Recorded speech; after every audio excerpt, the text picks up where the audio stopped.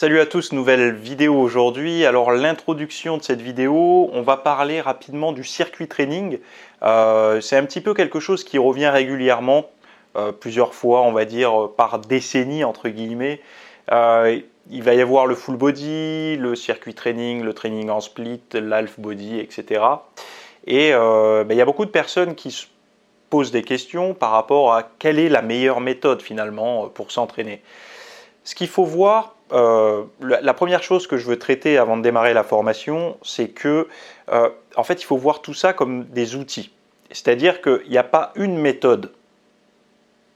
Il y a plusieurs méthodes. En fait, il faut voir la musculation comme un endroit où on va s'entraîner. Et dans cet endroit pour s'entraîner, on va avoir une boîte à outils. Et dans cette boîte à outils, il va y avoir toutes ces méthodes-là.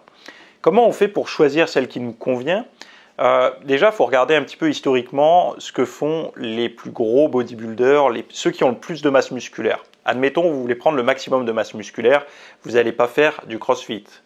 On est d'accord? Pourquoi? Parce que la méthode la plus utilisée par on va dire, les champions de bodybuilding, ça va plutôt être une répartition en split.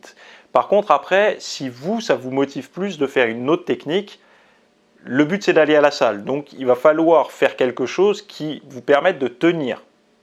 Parce que faire du split pendant 3 semaines, ça ne vous fera pas devenir très musclé.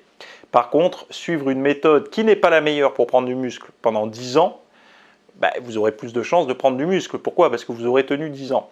Mais après, ce qu'il faut savoir, c'est qu'il y a vraiment ce côté boîte à outils. Et moi, j'aimerais parler réellement du circuit training, parce que c'est quelque chose qui, à mon sens, a un rôle à jouer, surtout quand...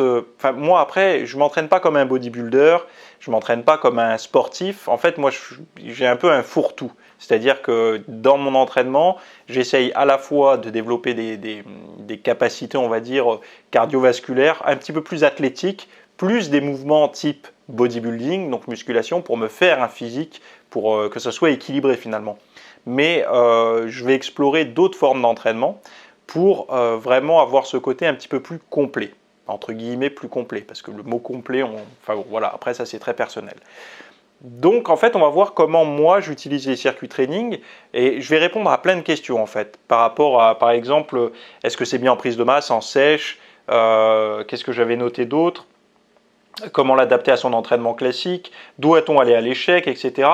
Tout un tas de questions comme ça auxquelles je vais répondre, mais après on va voir comment l'adapter à soi et je vais proposer en fait déjà un système, comment faire un circuit training qui nous ressemble et qui est surtout qui ne va pas nous faire stagner ou régresser, mais qui va plutôt toujours aller dans le sens de la progression. Parce qu'il y a beaucoup de personnes qui font un circuit training voilà, pour faire des petits mouvements comme ça, c'est vendredi, on a déjà fait tous les groupes musculaires de la semaine, donc on fait un petit circuit, etc., mais un peu au hasard.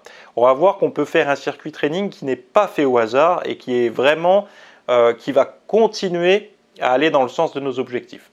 Donc pour tous ceux qui ne sont pas encore inscrits, vous avez le lien sous cette vidéo, sinon on démarre tout de suite.